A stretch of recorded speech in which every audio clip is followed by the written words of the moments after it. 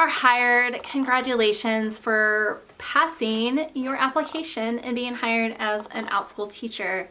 Now what? Now what should you do? So you're probably thinking, what classes should I offer? What should I teach?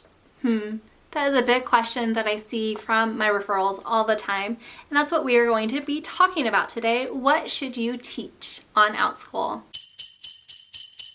Hello, my name's Sirena from SincerelySirena.com. I love sharing tips, tricks, and inspiration for all of my online teaching friends to be the best human that they can be.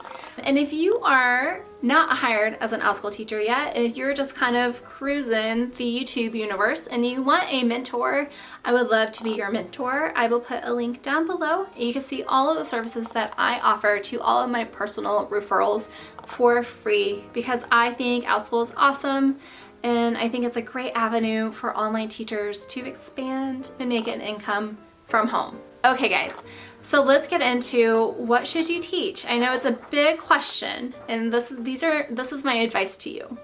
Don't teach anything unless you're passionate about it. Boom, done. No, I'm kidding.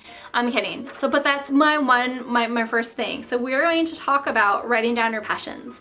I want you to write down all your passions and think about what could you talk about without getting tired. What can you talk about over 100 times if you have to teach a class over 100 times? And maybe a short list. And not only something that you're very knowledgeable or good at, but something that you are truly passionate about. And if it's hard for you to think about your passions, ask your friends and family, hey, if you would come to me for advice or information, what would you ask me? I did this recently with some of my families and friends, and they said, hey, Serena, you are known for your craftiness. You are a good cook, you are a baker, and you sure can talk my ear off about some revolutionary history and about weird facts about the founding fathers that I did not learn in school. Ding, ding, ding, ding, ding. There are my passions, you guys. So that is my passions. I want you guys to do this exercise at home. Number 2, don't try to teach something unless you are truly passionate about it.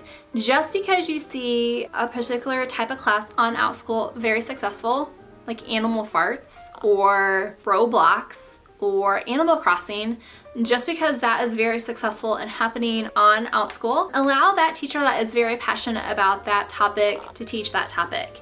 If you try to create your business on something that you really are not invested in, it will show in your product or your teaching. I can attest this. I started Outschool seeing some of my online teaching friends do preschool classes and story time, and I was like, I have experience with preschoolers, I have little kids, I can totally do a story time class. It's very similar to what I was doing on VIP Kid.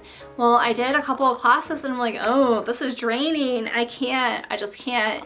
I'm not a preschool teacher. I truly think if I kept on just trying to plug in just because those story time classes were popular, I would just burn myself out and I would not be loving life as an Outschool teacher. I love the fact that I can teach my passions on Outschool. I love that I can nerd out with my other Hamilton fans and talk about our founding fathers and our founding mothers of America. All my classes run long because I overtalk and I think I overshare. So do not try to teach something that you are not passionate about. Number 3, niche down. I took a class by a famous person, or a well-known person in the online teaching world, Nancy Taylor. I took her BTO class, and this is something that really resonated with me. She says, and I know this isn't her direct quote, and she probably got it from somebody else, but she says, you do not reach anybody if you talk to everyone, and the riches are in the niches. You need to niche down to a specific targeted audience. And I want you to think about your online Outschool career as a business.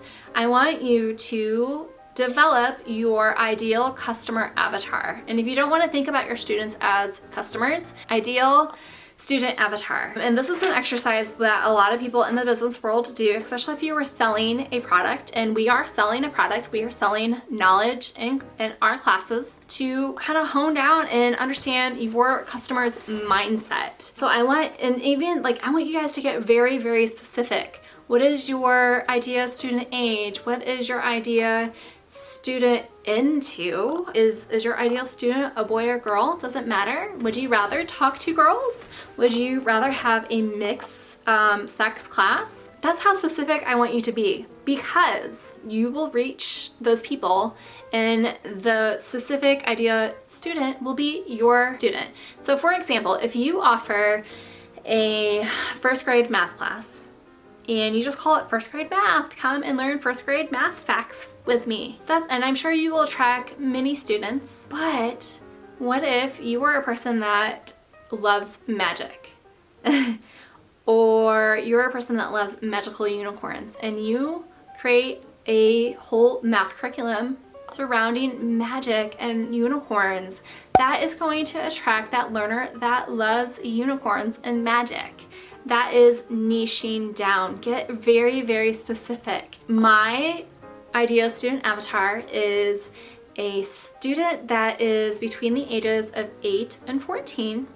They love history, but they love hearing about stories about history people. The humanistic factor. They're not only into history because they like war and stuff, but they like learning the personal stories and they like learning about how those people lived. And that's my niche down, particularly in the time period of the 18th century Revolutionary War era. That is my stuff. So I will probably create not only history classes, but history cooking classes, how did those women dress, fashion classes, all in that niche down area. I hope you guys are following my train of thought. Okay, so number 4 is once you've niched down and figured out your idea student and you have a couple of ideas of classes, you want to do some market research. How do you do market research? Well, you go to the place where your thing is going to be sold at. So you want to go into the Outschool platform and do market research. Now, be very careful, and if you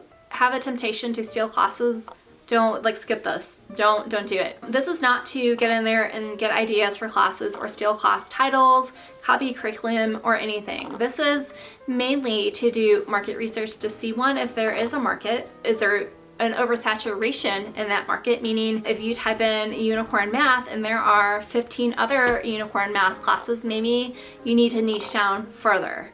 This is also market research opportunity to see what type of pictures are popping up, and how you can make your class different and stand out from the crowd. And this is no way, shape, and form. Please do not copy teachers. It's not going to be great in the long run. So number 5, plan your class. It's time to plan your class. So go to my website if you do not already have a class template.